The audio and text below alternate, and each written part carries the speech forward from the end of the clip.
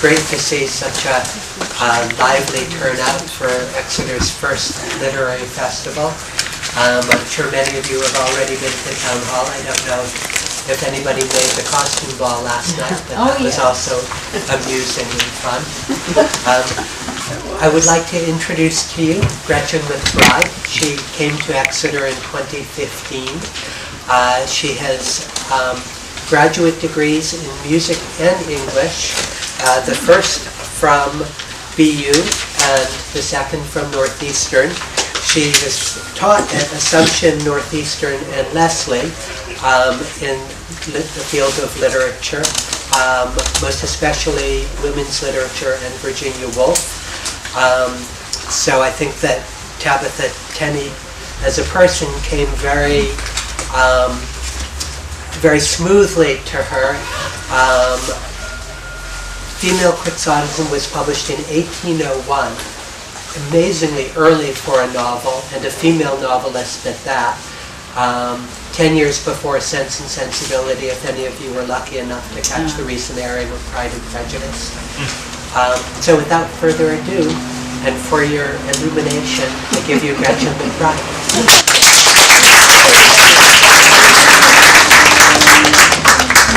Well, I first heard about female Quixotism by Tabitha Gilman Tenney, or female Quixotism, depending on who you ask. In this case, when John and Jennifer were telling me about the Lit Festival being organized, and I thought, wait a minute, because this is a book I read in graduate school, The Female Quixote by Charlotte Lennox, published in 1752. Oh no, Tabitha's a plagiarist. So I was very confused. The titles are so similar. And I was confused and intrigued. So in doing the research for this talk, I found that there was a great outpouring of fiction that sort of was a riff on Don Quixote and Quixotism. So Don Quixote was published first in 1605, and then a second ending was published in 1615. So 17th century Spain. It was very popular, and it quickly spread to other parts of Europe and to Britain and then to America. It was about 1840 something. There were 43 editions in English. That was more editions than there were in Spanish at the time. So it was widely read. Now, another surprise to me, this came when I was at some point in my education, somebody said, well, Don Quixote was the first novel, the first modern novel, and I thought, wait a minute, how did people live without novels? That sounds impossible to me. So, in thinking about all that, you run into definition. What's a novel? Could they possibly have meant? There were other long narratives. So what most people meant by that was it was not a romance. And it was sort of an anti-romance. So I'll just refresh your memory about Don Quixote. The character, Cervantes' character, he is deluded, and he had been obsessed with reading chivalric romances about knights errant going out on their quests. So he decides he's a knight errant, and that Sancho Panza is his squire, and they're going to go out on adventures. And he thinks a barber's helmet is his part of his knightly armor. So this was a very popular novel, and it became a very popular form, sometimes called the picaresque, which Don Quixote was not quite a picar because that was a rogue. who would go from incident to incident, adventure to adventure, and the picaresque novel didn't always have an overarching plot that was very satisfying, but was adventure, adventure, adventure. But he was a good guy, Don Quixote. He was trying to do good in the world. So people took up this form of having a person who was deluded in some way going out on adventures and quests. So Charlotte Lennox in 1750, her heroine is Arabella, and her mother died when she was very young and left her a closet full of French romances, translated into English, which she becomes obsessed with. And she is convinced that everything she reads is based on real life. So her father sets her up to marry a cousin, not unusual, and he does not impress her because he doesn't greet her with flowery language. He's not struck by her beauty immediately. She doesn't fall immediately in love with him, etc. Okay, so Female Quixotism by Tabitha Gilman Tenney. She almost certainly read Charlotte Lennox's novel. It was popular. It was available in America. There were lots of pirated editions of English novels that came over at the time. And they weren't really very well protected by, they weren't protected by any kind of tariff or copyright first. So she almost certainly read it. Jane Austen also read it. Tabitha Tenney, Charlotte Lennox and Tabitha Tenney could not have read Jane Austen because although she was writing about the same time that Tabitha Tenney was writing, Jane Austen's novels were not published until much later. Sense and Sensibility was published in 1811. So that was the first published one. And Sense and Sensibility speaks to a kind of thinking at the time. It was called the cult of sensibility. And the character who was had sensibility was emotional and was sensitive, etc. You know, and then by contrast, the person with sense had sense. Call it sense. So, Tabitha Gilman Tenney is writing about a woman who doesn't have much sense. So, my first job was to figure out who Tabitha Gilman Tenney was. So she was born in Exeter, with a name like Gilman, that's not a surprise, in 1762, which means she was born right before, she was 14 about when the Revolution started. So she came of age during those years of the Revolution. Her father was Samuel Gilman, her mother was Lydia Robinson. It was the second marriage for both of those folks. And to give you an idea of how confusing it can be to do Gilman research, Samuel Gilman's first wife was Tabitha Gilman, a cousin, not so unusual. But they had a daughter they named Tabitha Gilman. She dies sort of young, and then he marries a second time to Lydia Robinson, and they name their first daughter Tabitha Gilman. Come on, people, get a baby name book and get some variety. So I was very, at first, confused about this, and I tried desperately to find out what house in Exeter she grew up in. No luck. Maybe Barbara, who goodness knows, but I couldn't figure it out. But we do know what house she lived in after she was married, and she died in this house. And thanks to this lovely woman back there, Helen Crow, and Tom all those Mick names are the same. McBride, McGovern, whatever. for introducing me to their house and sharing their Tabitha Tenney collection with me, because they have some interesting things. So I had to give up on figuring out what house she grew up in. We don't know a whole lot about her for sure. We have reports by other people, but there's only one that is really contemporaneous with Tabitha, and that's Patty Rogers' diary. Patty Rogers kept a diary, at least for this year. She might have done others, but this is the only one that survived. And this scholar, Marilyn Easton, found a copy of it in the American Antiquarian Society in Worcester. And this is out of print, unfortunately. It's fascinating. It's really very interesting. Patty and Tabitha were the same age, essentially, a year apart. And what the one report on Tabitha we have in here is from Patty, and she says, I didn't much like her. I don't much like her. She never did anything wrong to me, but I just, you know. So that's the only contemporaneous report we really have.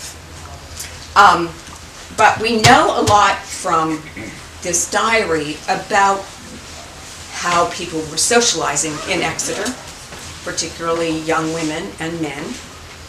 Patty was in love with the first principal of the academy, and she gave him, I think she named him,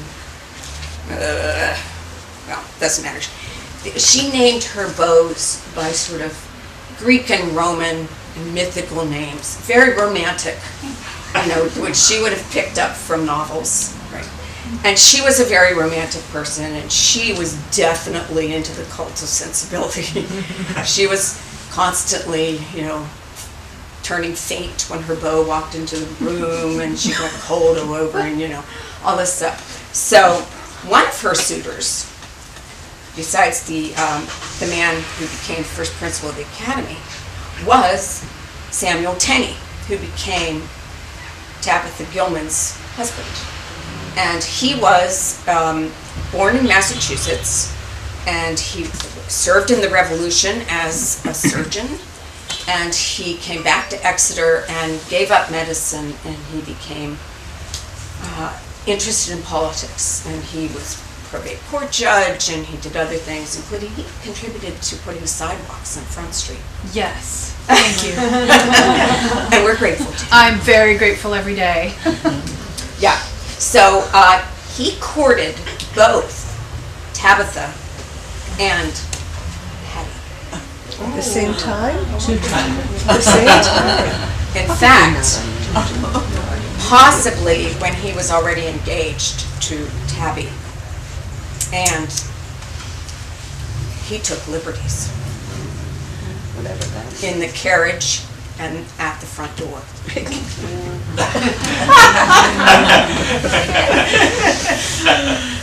Just saying. So that's what we know about him. So there was a lot of social activity in Exeter. And we know Patty was taking part in it. We know Tabitha was also taking part in it, going to assemblies on Thursday night, dancing. We know Patty got hung over. We don't know if Tabitha did or not. So moving ahead, Tabitha marries Samuel Tenney in 1788. And around 1800, he had this house built for her, which was originally right next to the Congregational Church, between the Congregational Church and the Town Hall. It was moved to High Street in 1893 to make room for a new courthouse, which is since gone, and we have now the beautiful Citizens Bank parking lot and terminal. But one of these photographs shows the house in its original situation. It's a little hard to sort of figure out what is what, but the didn't really have an architecture profession at that time. But the carpenter who designed and worked on the Congregational Church also did this house, and you can see some similarities between those two. So in 1800, Samuel Tenney went to Washington as a representative in Congress, and was taking over the seat of someone else. And he served for 7 years, and then came back to Exeter, as did Tabitha. And he's always spoken of as, well, of course he has a much, his history is much more detailed. And he did write articles. He was definitely very interested in science and literature, and he was very accomplished in many ways. And then they always say of Tabitha that she was very accomplished. Full stop. Not a whole lot of details. And sometimes they might say, she was an authoress.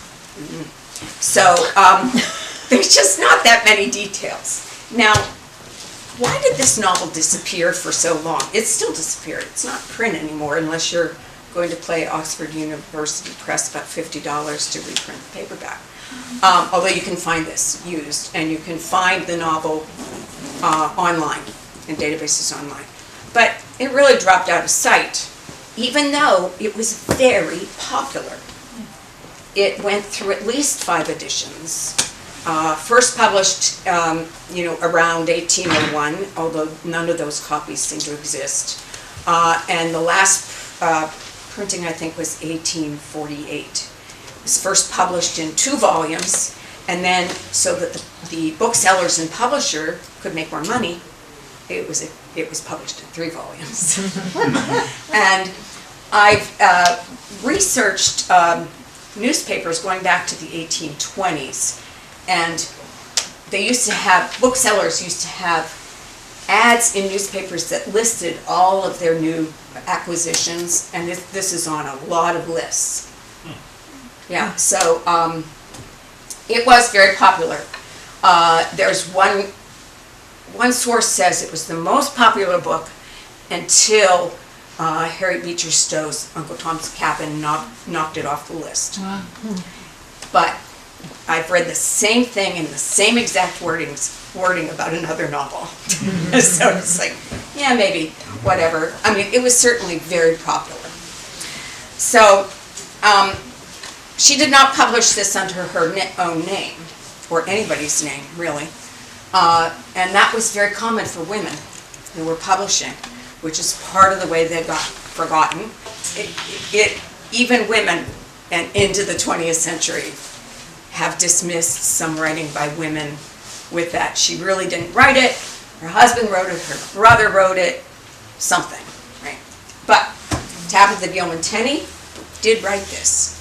Now, she doesn't have her name on it, and she won't in her lifetime, but it became common knowledge, at least in Exeter, that she was the author.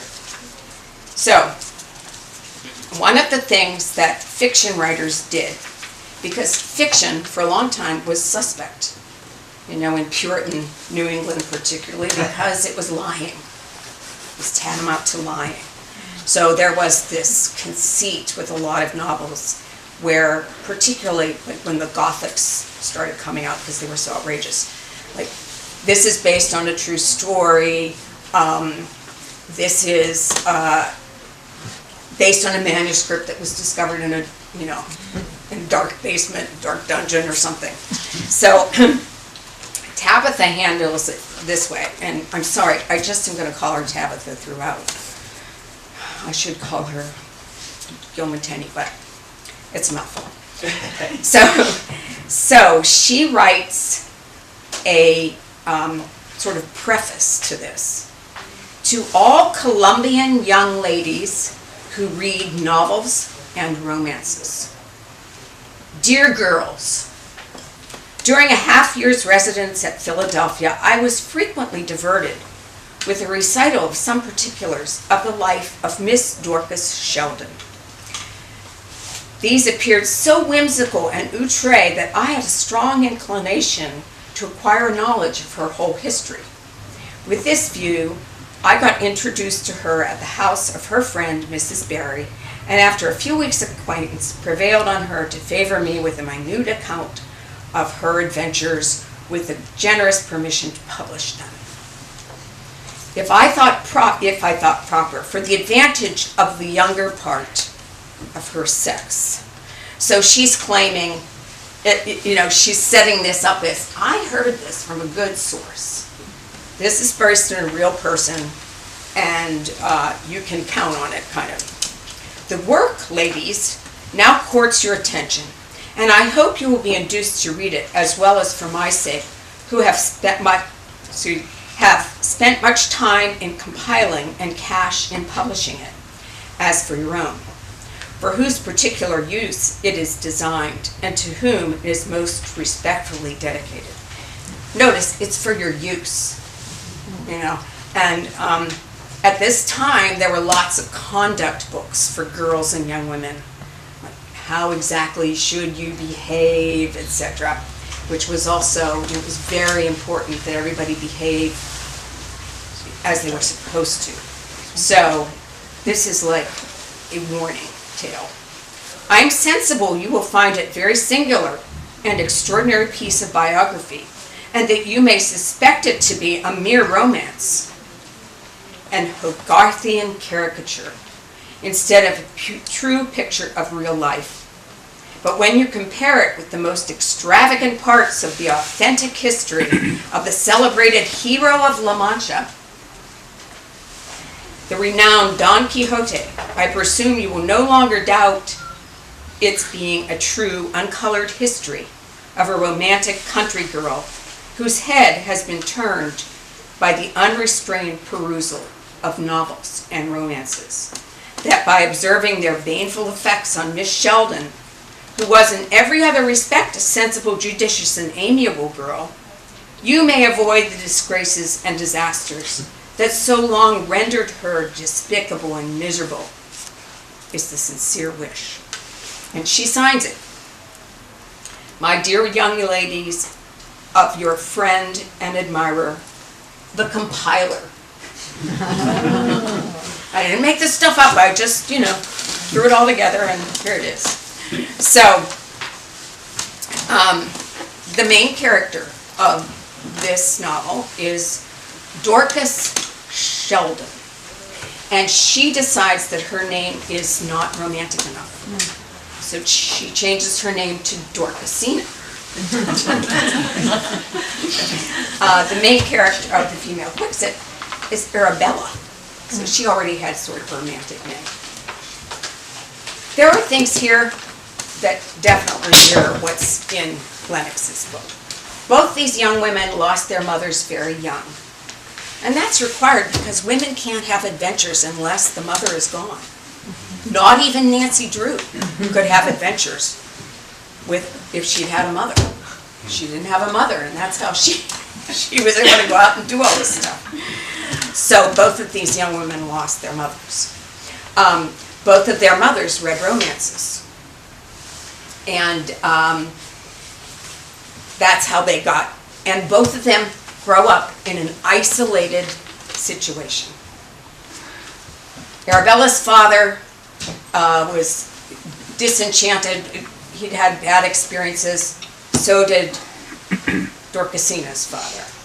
They both chose to live in a less populated situation.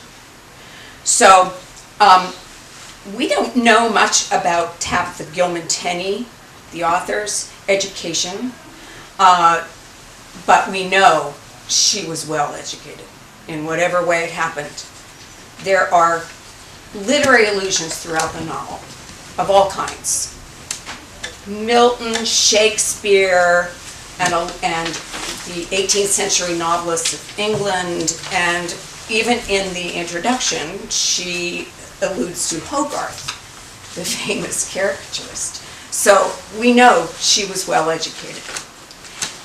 The character in the novel is also educated by her father, and well educated. she also demonstrates that she's well educated. She also demonstrates that she's smart. She just has that one flaw. She believes everything she reads in these romantic novels, romances. So she expects to fall in love like a lightning bolt is going to strike her, and the young man is going to be so affected by just her beauty, etc. How many times that's happened to me? Wish I had a nickel for every time. So the interesting thing about her, the description of her, is she's described in the novel as a middling kind of person in her looks. She's not a beauty, even when she's young. Not horrible, but she's not a beauty. So that's sort of interesting that that's right out there. She's a middling kind of person. An American girl who's a middling kind of person. She lives, her father is wealthy. They live outside of Philadelphia. The novel takes place approximately, well, Dorcasina is born approximately 1750, the character, and then it proceeds. So in the novel, at the beginning, the revolution hasn't happened yet. They're living outside Philadelphia. The capital moves to Philadelphia in 1790. They're living outside of Philadelphia, but at the end when the capital was in Philadelphia. So they're living sort of close to some action, but they almost never go there, Dorcasina especially. So it's, her father educates her, but he doesn't expose her to the real world very much. And he doesn't really hold her back from doing that, but she becomes so engrossed in these novels and romances that that's enough for her, right? Her adventures are all in her head until she starts having adventures, and they can have some disastrous results. So one of the differences between this novel and this novel is this novel takes place over a relatively short amount of time. This novel takes place over almost 50 years, about 40-some years. So, and there's another big difference about the ending. I'll talk about that in a minute. So one of the things that people wonder about is, are there Exeter people in here?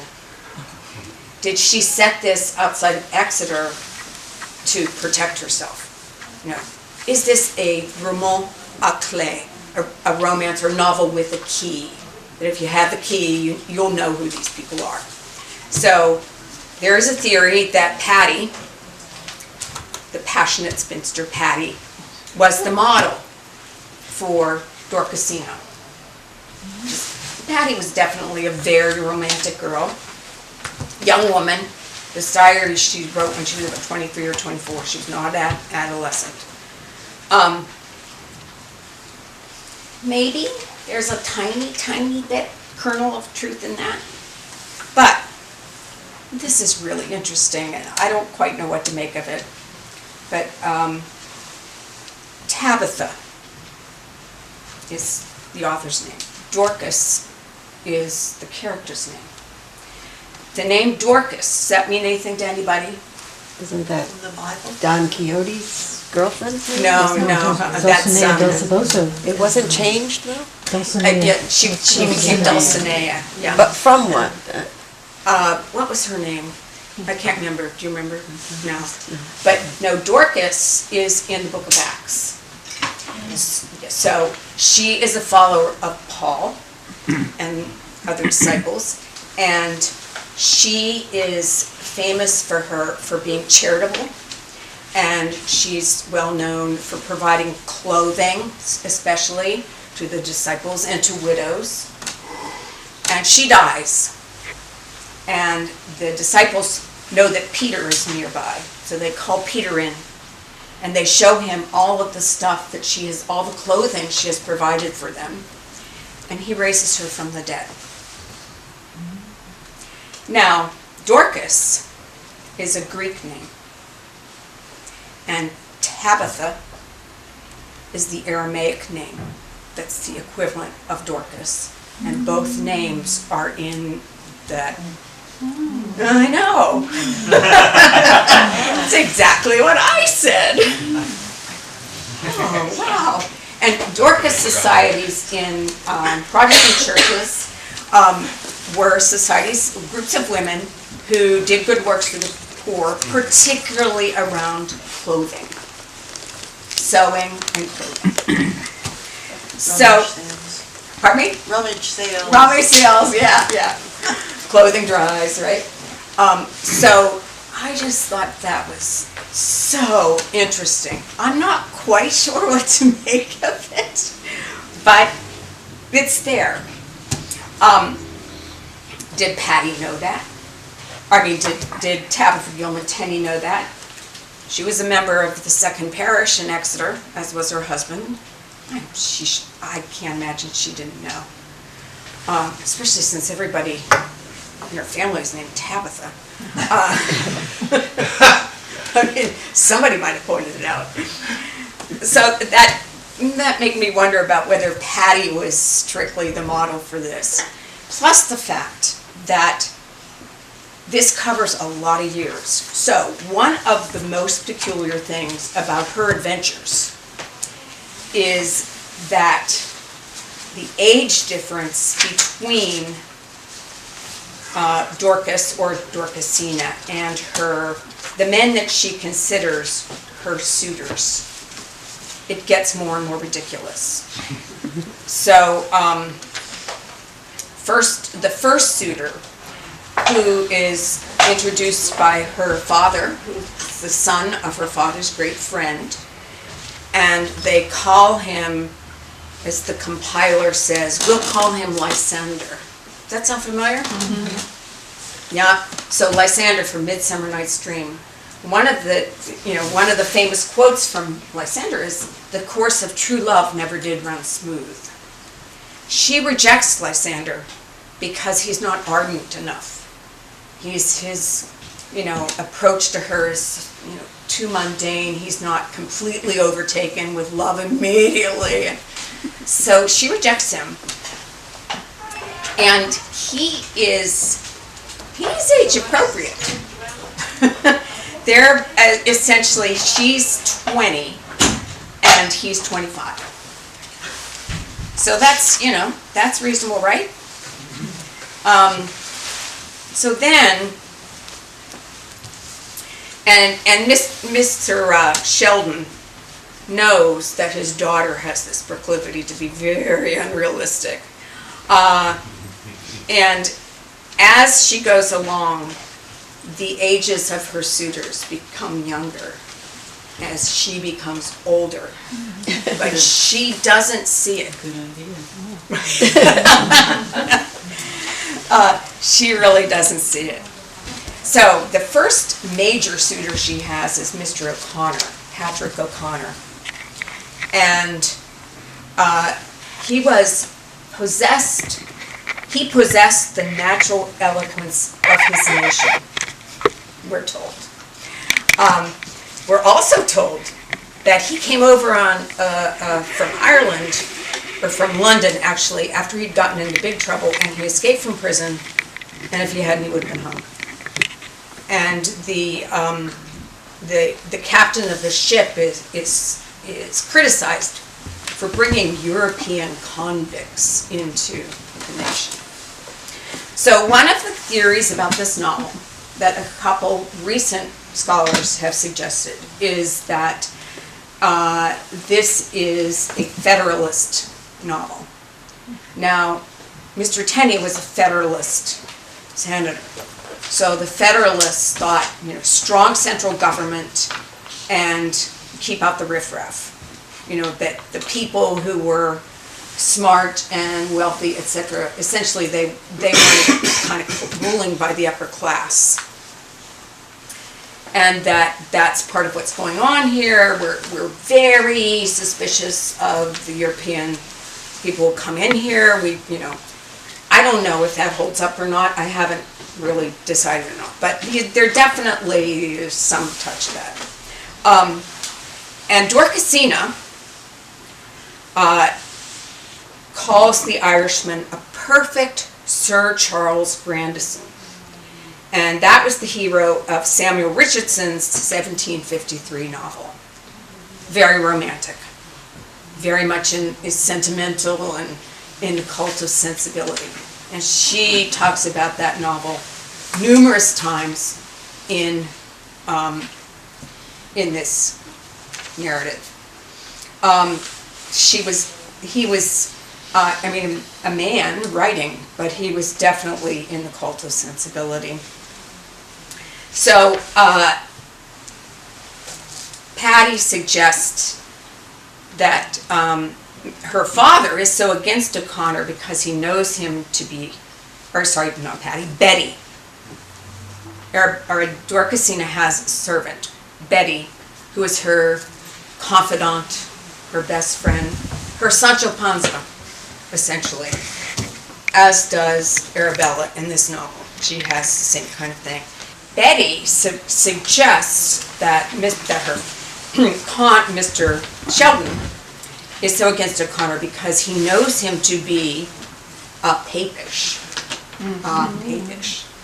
And Dorcasina assures Betty that this cannot be so.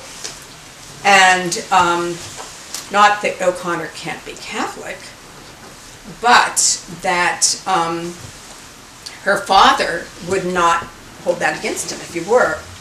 So my father is too liberal in his sentiments to make that objection, Betty, even if he knew it to be the case. He has taught me to believe that the good and virtuous and sincere of all religions will be accepted by God, and that he is not displeased with the variety of forms in which he is worshipped.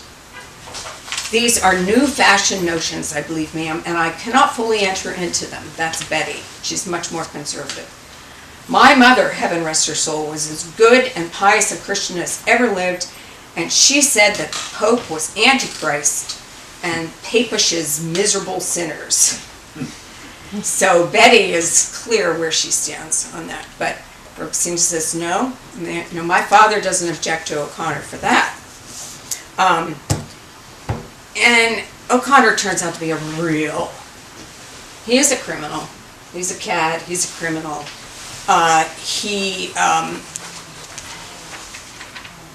He deceives her, he trifles with her reputation by getting her to come to the inn where he's staying, which, as you know, would be a very bad thing. And eventually, he leaves, and it says, the innkeeper says he took a French leave. Yeah. He left without paying. It was a French leave. Today we call that the Irish fade. Really? Yeah. That's too funny. That's good. So, she takes her a long time to get over O'Connor, and but eventually she does, and she's very susceptible to all of these really just hideous men who want to take care, who want her money. She's an heiress. She's an heiress, £1,000 a year, the death of her father. Is that pretty much the plot of the story as she goes from one man to the next? Yes, that's what makes it sort of picaresque. It's episodic. But there are long periods of time between these men. Long periods. Where did I have that? So that, and she ages. She keeps aging. Don't we all? And at one point, she becomes, at the end, she's got white hair, she's 50, but it said she looks 10 years older. She's lost all her teeth. Oh. And she's still single. Yeah, yeah. So O'Connor was 21, the Irishman, 21. At the time that he's courting her, trying to seduce her, Dorcasina is already 34. So really, there are these years that go by. And she is subjected, as is Betty, her servant, to all sorts of indignities, being kidnapped, everybody's always tearing Betty's clothes off. I don't know what that's she's attacked, her clothes are torn. That happens also to Dorcasina. At one point, Dorcasina is chased by a bunch of young boys who have been set upon her by an Irish servant, and she's wearing a wig. She looks grotesque, but she loses the wig even, and it ends up on a hog farm. I mean, it's just, she goes through terrible things, but she maintains this idealistic idea of how she's going to have this one true love, and he'll find her, and he'll know as soon as he sees her. He'll be absolutely struck with her beauty. So another one of her suitors was Captain Barry, and he also is much younger than she.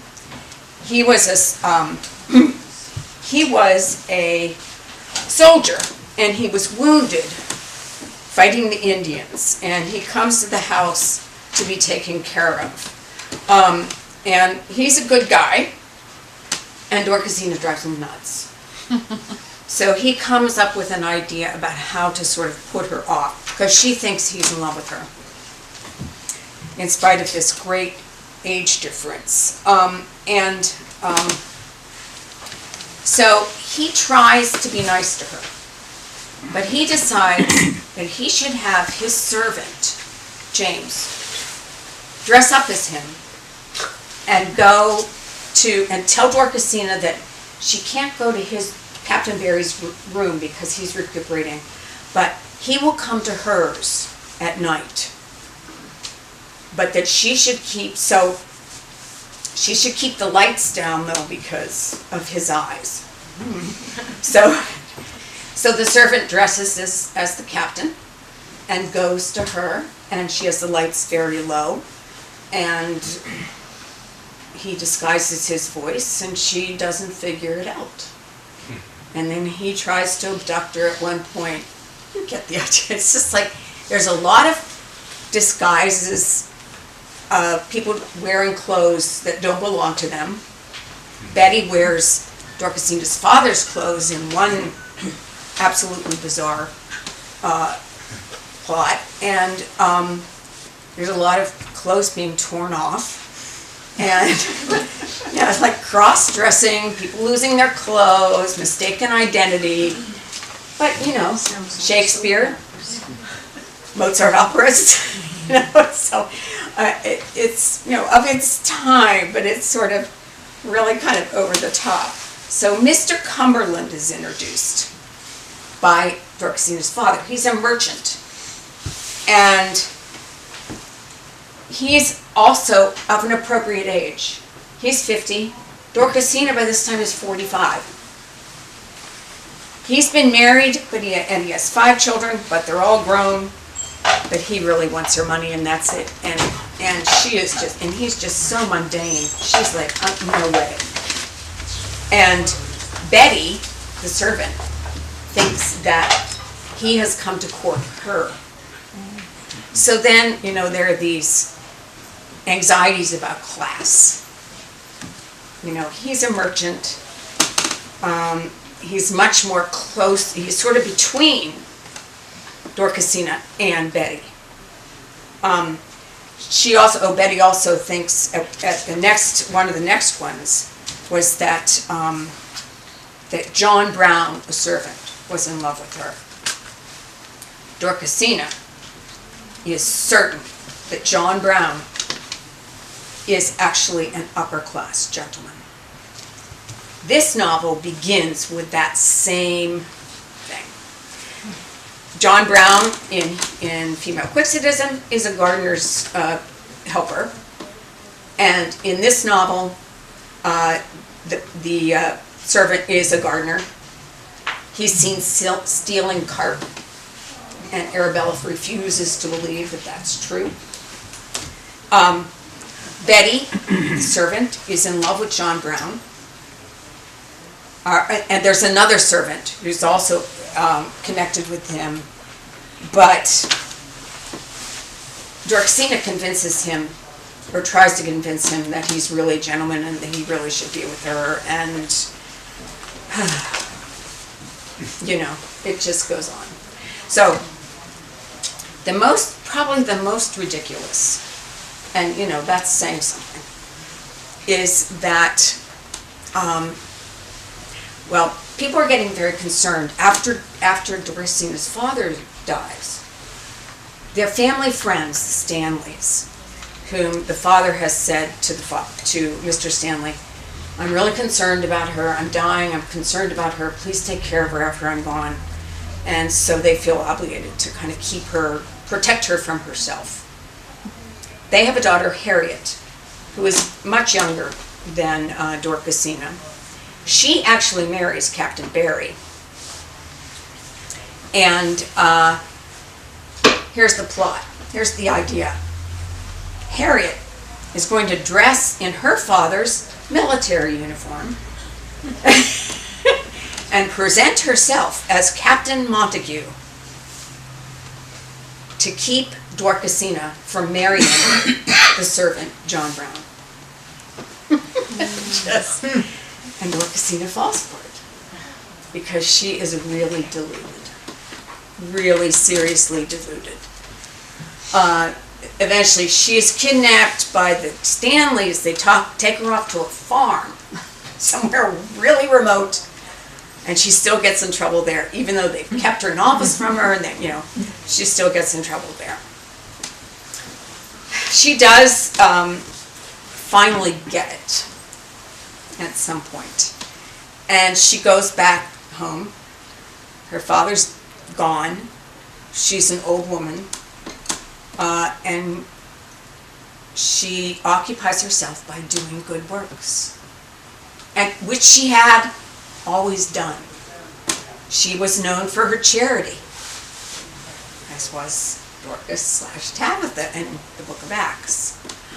She was known for her charity all through the book. It's not overemphasized, but it's there. She might have been ridiculous in this one aspect of her life, but she was also very kind and generous.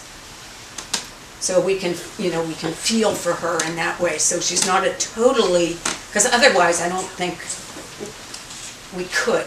I think that needed to be there. And so she goes back to her estate, and she's also learned through her friend Harriet Stanley, who married Captain Barry, that marriage isn't always without its problems. So she's also clued in to what marriage can really be like. And Mrs. Stanley says to her own daughter, this before her daughter gets married, and her own daughter says, "Oh, I don't want to be an old maid like Dorcasina." And her mother says, "There are a lot worse things than being a single woman," which is kind of an astonishing statement. One of the things I wondered about when I was comparing these two novels is what makes this novel American. And I think you can see the things like the Irish immigrant, and there's, it's America. So the issue of race relations has to come up. So they have the Dorcasina and her father have a servant named, it depends on who you ask about the pronunciation, Scipio or Scipio, and a black servant. Was he a slave? The novel is really unclear about that, because he's presented first, it seems like he's just a servant, and then toward the end, and she gives this long story about how her father was against slavery, she's against slavery. In fact, it's one of the reasons she doesn't want to marry Lysander, because he's from Virginia and he has slaves. But then she gets this thing in her head about, oh, but I could go down and free the slaves. I mean, she's just like, she creates this whole narrative how she's going to rescue these folks. But Scipio is the smartest person in this book. He's clever, he can be mischievous, but he's very smart, and he also sincerely cares about his mistress, as does Betty. But Betty is infected by her mistress's obsession. Betty becomes, as deluded. So at the end, Betty, when Dorcasina says, I'll never marry, I'm old, blah, blah, blah, and Betty says, no, you'll still find love. And that's very much like what happens in Don Quixote, when at the end, Don Quixote realizes he's been deluded and he's not going to be going on any more adventures, and he says that to Sancho Panza, and Sancho says, no, we're going to go on more adventures. He's sort of been infected by his master's delusion. Now, the difference in the ending of this novel and this novel is striking. Arabella, in this novel, she comes to her senses at the end too, but it's through the help of a minister who explains to her how to be reasonable. And so she sees that. And the cousin that she was supposed to marry in the beginning, because a cousin set up by her father, has still been hanging around.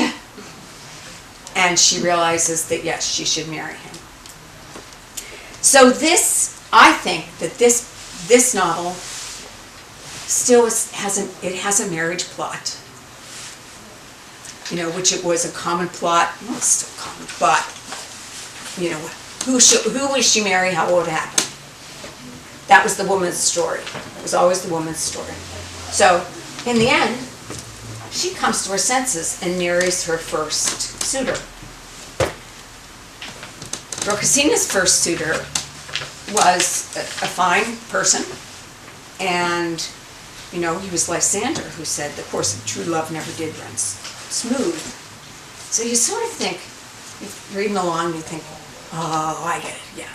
Especially after reading this. He's gonna come back in the picture at some point. He's gonna come back in the picture, and no, it doesn't. She becomes just this sort of pathetic figure. Except that she goes back to, and people know her, they respect her, she does good things. So in that way it has a happy ending. Even though she has gone through terrible experiences. So, does anybody have any questions about any of this? Yes. Okay. What do you think the author's purpose is in writing this? Is it social commentary, satire, entertainment? I think it's satire. And satire is always about improving society. So it's a warning. It is about the kind of traps you can fall into if you're thinking the wrong way. You need to be a sensible person, but not have too much sensibility. So I think it's a satire. It's sort of a parody of Don Quixote. But I think it's satirical in that it has this purpose of improving society. Whether it's Federalist in its undertones, I go back and forth on that. I'm not sure. We know her husband was a Federalist, had those sympathies, but I don't know if we know that she did. And we only have, as I said, the only contemporaneous thing we have on her is from Patty, her rival. for Dr. Tenney's affections. And in later years, when it was said that, what's her name? Elizabeth Dow Leonard, you probably get your Exeter folks, you might have read her reminiscences. She knew she knew Tabitha, but they were widely different in ages, of course. And one of the stories she tells about her going into church and dressed in this very strange fashion is very much like an incident in this book. And so it's sort of suspect, you know. It's a lot of years have passed. People can say a lot of things. There was also people supposedly used to say, oh, you talk as slowly as Tabitha Tenney. You know, again, so many years passed. And then you get, as researchers always find out, the persistence of error. It becomes like, no, that's true. It's just repeated and repeated and repeated and repeated. We don't know. We don't really know. So look in your attics to see if you have any diaries that Tabitha kept or letters. Would be very helpful to know more about her. And this is, I want to emphasize that this is a fun read. It really is. The situations can be really, really ridiculous, but she can write. And when I first agreed to read this and talk about it, I thought, oh no, what if it's just terrible? But it's not. It's not. And it's not so, it's prose that's easily understandable to a 21st century audience. And it really does also reflect Tabitha Gilman Tenney's wide reading and thinking, which is interesting. Yeah, very, very interesting. So yeah, there's still a lot to say about this, but luckily you don't have to hear it right now. Do you have any other questions or comments? Do you think Tabitha admired Dorcasina in a way? For her persistence, for her going her own course? Yes. Do you think there was any kind of affection? Or? Yeah, I think so, because she's not portrayed as stupid at all. She's portrayed as smart, but deluded. She has this one flaw, and she's also portrayed as kind and, well-meaning, loves her father. The servants love her. The community loves her, and she does, she feels responsible for the people who are in the community. And so I think Tabitha does feel sympathy for her. Now, interestingly, Hattie never married. She lived her life in Exeter, and it's sort of interesting that she never married. So it's like tempting to no. Tabitha Gilman Tenney wouldn't have known that when she wrote this book, and so I recommend it. It's a fun read, and it's an interesting period when lots of things were shifting. Right up. This is the first generation after the Revolution, and things were shifting, and how we were going to end up was really up in the air, where we were going to be ideologically, and we're still up in the air, I guess. But yeah, I recommend it. Just an observation, but young women, or women in general, back in the day were often chided for having their heads in books too much, and ironically, now it is very challenging to get a young woman to read. Not mentioning any names. No. But now I've been thinking about this, because like everything old is new again kind of thing. Romantic comedies, pop songs, all of that, And I don't know if you know anybody like this, but I have known women who are so romantically inclined. I just think, you know, that they're very gullible and really, you know, keep putting themselves in a position to be trumped on. Because they have bought into this idealistic idea of true love. That there isn't, that people don't truly love each other, but it usually doesn't happen like it does in a romantic comedy. I mean, so, yeah. And at this time, novels were very suspect. They were suspect like, well, romance novels can be today. Yeah, romantic comedies. And I don't know, Betty's always getting her clothes torn off. I don't know. On a more serious level, could it be said that Tenney is also exploring the education of women? And Absolutely. this is a woman who has choice because she's well-to-do. She has her own, but it takes her all these years to sort of get over the culturality of marriage. And even though it's specifically stated that her father educates her and educates her well, and she, not only him, but, you know, good tutors, etc. She never gets out in the world. And Harriet Stanley, the friend, first of all, her mother is alive, and her mother says she will never read romances and novels. And she tells her governess, never let her read romances or novels. And she sends her off to boarding school. And then in Philadelphia. And then she has friends in Philadelphia. She goes and visits them. So it's not just, so her father at one point, Dorcas's father at one point even says, you know, I educated her well, but she's never been out in the world.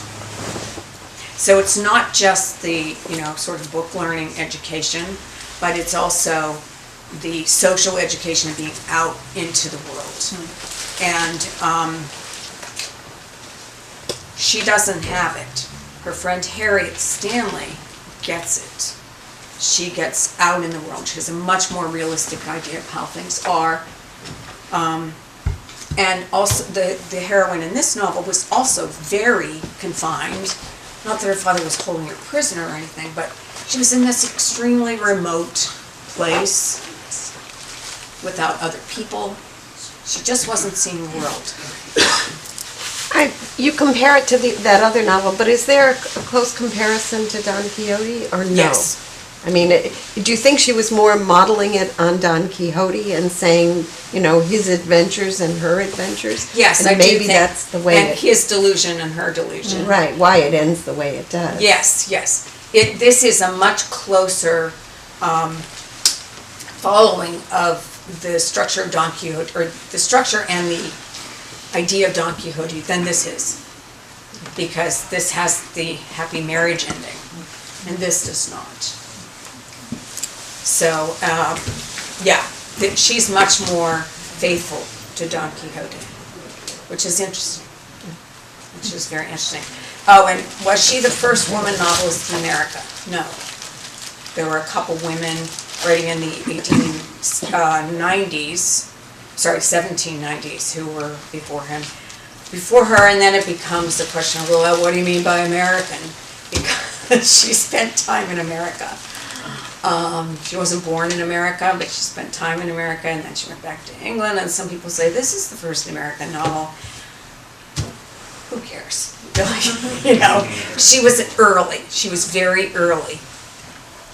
There would be sort of a blossoming of novels in the 1820s, and of course by the 1840s we get to the flowering of New England with Hawthorne and etc. When was Anne Bradstreet notable, do you know? Oh, I can't, off the top of my head, I can't remember. She's before this, but she never wrote prose as far as I know. She just wrote poetry. Also Phyllis Wheatley was earlier than this too. Anne Bradstreet was much earlier. Yeah, But she didn't write fiction. no, she didn't, no. She was, Anne Bradstreet was late 1600s, early. Oh, she's that early? Yeah, I didn't remember that. Relative of my wife. Oh, She wrote wonderful poetry. Well, thank you all for coming.